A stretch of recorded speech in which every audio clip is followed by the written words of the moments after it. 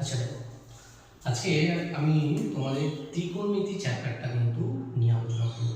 তোমরা অনেকে বলছে দাদা ত্রিকোণমিতি খুব প্রবলেম হচ্ছে, ত্রিকোণমিতি বেসিকটা আবার থেকে শুরু করে একবার রিভিশন করিয়ে দাও। সেটা দেখো, আজকে ত্রিকোণমিতি তোমাদের আমি বেসিকটাই শেখাবো। ওকে, তো ত্রিকোণমিতি ব্যাপারটা এগুলো থেকে বা জিনিসটা তো কী কী করবো আমরা এটা নিয়ে। তো প্রথম ভাবো, দেখো প্রথমে হিপাক্রাস, তাকে ত্রিকোণমিতির জনক বলা হয়। তিনি প্রথম এই ত্রিকোণমিতির কনসেপ্টগুলো, ত্রিকোণমিতির প্রয়োগগুলো তিনি প্রথম আবিষ্কার করেছিলেন। অর্থাৎ ত্রিভুজের তিনটে বাহু এবং তিনটে কোণের মধ্যে রিলেশন এবং সে বেশি বিভিন্ন প্রবলেম, তিনি প্রথম এই জিনিসগুলো আবিষ্কার করেছিলেন। তাকে সেই জন্য ত্রিকোণমিতির জনক বলা হয় হিপাক্রাসকে। এবার আমরা এই জিনিসটা বুঝবো যে ত্রিকোণমিতি ব্যাপারটা কি। দেখো নামের মধ্যে লুকিয়ে আছে ত্রিকোণমিতি। ত্রি অর্থাৎ তিন, কোণ তিনটে কোণ, মিতি অর্থাৎ আমরা মেনলি এখানটায় ত্রিভুজের একটা ত্রিভুজে, দেখো একটা ত্রিভুজে তিনটে, আমরা জানি একটা ত্রিভুজের তিনটে কোণ তিনটে বাহু থাকে। এই ত্রিভুজের তিনটে বাহু এবং তিনটে কোণের মধ্যে যে রিলেশন, সেটা হচ্ছে ত্রিকোণমিতি। আমরা সেটাই করবো এখানটায়। ত্রিভুজের তিনটে বাহু এবং তিনটে কোণের মধ্যে রিলেশনটাই মেন ত্রিকোণমিতির মেন কাজ।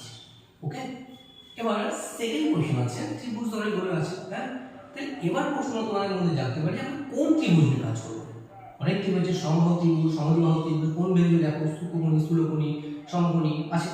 তাহলে আমরা কোন ত্রিভুজের ক্ষেত্রে এই ত্রিকোণমিতি প্রয়োগ করবো? ব্যাখ্যা করবো। মনে রাখবা আমরা সমকোণী ত্রিভুজের ক্ষেত্রে ত্রিকোণমিতি কাজ করবো, মেনলি সমকোণী ত্রিভুজের ক্ষেত্রে কাজটা করবো। ওকে, তাহলে তোমরা বলে বাস বেঁচে গেলে, সমকোণী ত্রিভুজ করবো, বাকিগুলো করতে হবে না। একটা জিনিস তোমাদের দেখায়, ভালো করে দেখো। ধরো এইটা একটা সমবাহু ত্রিভুজ, ভাবো ধরো এবিসি একটা কি সমবাহু ত্রিভুজ। তোমরা যারা ভাবছো যে হয়তো শুধুমাত্র সমবাহু ত্রিভুজের ক্ষেত্রে ত্রিকোণমিতি প্রয়োগ করবো, বাকিগুলো করতে হবে না, দেখো এবিসি একটা সমবাহু ত্রিভুজ, সমবাহু ত্রিভুজ। আমি কি করলাম, এই এ বিন্দু থেকে বিসি বাহুর উপর কিন্তু ডি একটা লম্ব অঙ্কন করে দিলাম।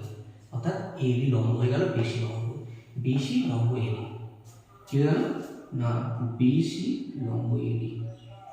তাহলে ভাবো যে লম্ব হয় তো এই কোণটা কত হবে, 90 ডিগ্রি হবে, আর এই কোণটা কত হবে, 90 ডিগ্রি হবে। তার মানে যে এবিসি ত্রিভুজটা ছিল সেটা আসলে এখন তোমার দুটো ত্রিভুজে বিভক্ত হয়ে গেল। একটা হচ্ছে এবিডি ত্রিভুজ, এবিডি ও ত্রিভুজ কি বলো না এবিসি, দুটো ত্রিভুজে বিভক্ত হয়ে গেল এবং দুটো ত্রিভুজই সমকোণী ত্রিভুজ। সমকোণী ত্রিভুজ কাকে বলে, যে ত্রিভুজে একটা কোণ 90 ডিগ্রি, হ্যাঁ সমকোণ হয় না। এই ত্রিভুজের এই কোণটা 90 ডিগ্রি, এই ত্রিভুজের এই কোণটা হচ্ছে তোমার কি 90 ডিগ্রি, সমত্রিভুজ। এই ক্ষেত্রে আমরা কিন্তু ত্রিকোণমিতি কাজে লাগাতে পারি। বোঝা গেল? এবার দেখো আমরা একটা জিনিস তো বুঝলাম যে দাদা সমকোণী ত্রিভুজে কাজ করবো। এবার দেখো তোমরা সমকোণী ত্রিভুজের ক্ষেত্রে পিথাগোরাস উপপাদ্য যদি তোমরা আগে একটা পড়েছো, পিথাগোরাস উপপাদ্য কি ছিল না, অতিভুজের স্কোয়ার সমান ভূমি স্কোয়ার প্লাস বলো লম্ব স্কোয়ার হবে। এটা আমরা কিন্তু আগে পড়েছি, পিথাগোরাস উপপাদ্য ভীষণ ইম্পর্টেন্ট, এটা নিয়ে আমাদের সমস্ত কাজ। ওকে, এটা জানতে হবে প্রথম কথা। তো অতিভুজের স্কোয়ার সমান ভূমি স্কোয়ার প্লাস লম্ব স্কোয়ার, এটা আমরা জানি একটা সমকোণী ত্রিভুজের ক্ষেত্রে। ঠিক আছে, তাহলে আমি আজকে মেনলি তোমাদের কি শেখাবো, বেসিক শেখাবো। যে বেসিক জিনিসটা, বেসিক জিনিস হচ্ছে আমরা ত্রিকোণমিতির অনেক কাজ করব, কিন্তু আগে আমার এটা জানা খুবই জরুরি যে একটা সমকোণী ত্রিভুজের কোনটা ভূমি, কোনটা লম্ব, কোনটা অতিভুজ। ঠিক আছে, এইটা আমি তোমাদের আজকে শেখাবো যে একটা সমকোণী ত্রিভুজের ক্ষেত্রে কোনটা ভূমি, কোনটা লম্ব, কোনটা অতিভুজ। এটা ম্যাক্সিমাম স্টুডেন্টের প্রবলেম, এটা আমি শিখতে হবে আমাদেরকে, ভালো করে বুঝতে হবে। শোনো, প্রথম দেখো যেহেতু এবিসি একটা সমকোণ ত্রিভুজ, মানে একটা কোণ সমকোণ ডেফিনেটলি, তাহলে আমি ধরছি এই কোণটা তোমার সমকোণ 90 ডিগ্রি। ভালো বোঝার চেষ্টা করো। আমার প্রথম কাজ হচ্ছে আমাকে অতিভুজ বের করা, হাইপোটেনাস ফাইন্ড আউট করা। শোনো ভীষণ সহজ, একটু বুঝে নাও। দেখো আমরা কি করবো যে এবিসি এই কোণটা 90 ডিগ্রি ধরলাম। ঠিক আছে, প্রথমে অতিভুজ বের করতে গেলে তুমি এক কাজ করবা, যে কোণটা 90 ডিগ্রি বলে দেওয়া থাকবে না, তার বিপরীত বাহু দিয়ে তাকাবে। অর্থাৎ বলো এইটা যদি 90 ডিগ্রি হয়, এর বিপরীত বাহু কোনটা, স্যার এসি। এইখানে তোমার হয়ে গেল এই এসিটা, এইটা হয়ে গেল তোমার অতিভুজ বা হাইপোটেনাস। এটা ইংলিশে বলছে, বোঝা? তাহলে অতিভুজ বের করার কোনো সমস্যা নেই, অতিভুজ বের করা ভীষণ ইজি, কারণ যে কোণটা স্যার 90 ডিগ্রি হবে তার বিপরীত বাহুটা হয়ে যাবে অতিভুজ। ওকে, বেশ।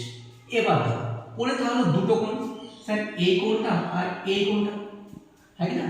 এবং এই দুটো কোণই সূক্ষ্মকোণ, কারণ এইটা যদি 90 ডিগ্রি হয়ে গেছে, একটা ত্রিভুজের তিনটে কোণের যোগফল 180 হয়, তাহলে ডেফিনেটলি এই দুটো কোণের যোগফল 90 হতে হবে, দুটো সূক্ষ্মকোণ। এবার দেখো ব্যাপার হচ্ছে আমরা যখন ভূমি বা লম্ব এবার বের করবো, অতিভুজ তো ফিক্স হয়ে গেছে, ভূমি বা লম্ব যখন বের করবো তাহলে কিন্তু মনে রাখবা এই দুটো কোণের সাপেক্ষে কিন্তু ভূমি লম্ব চেঞ্জ হয়ে যায়। কি করে বলি, ধরো তুমি যখন, আমি এখানে ছবিটা আঁকছি আরেকটা, তাহলে বুঝতে তোমাদের আরো সুবিধা হবে। তো এই ছবিটা আমি আঁকছি এখানে, ধরো এটা এ, এটা বি, এটা সি। আমরা অতিভুজ আগে পেয়ে গেছি দাদা, এ সিটা হচ্ছে অতিভুজ, কোনো অসুবিধা নেই।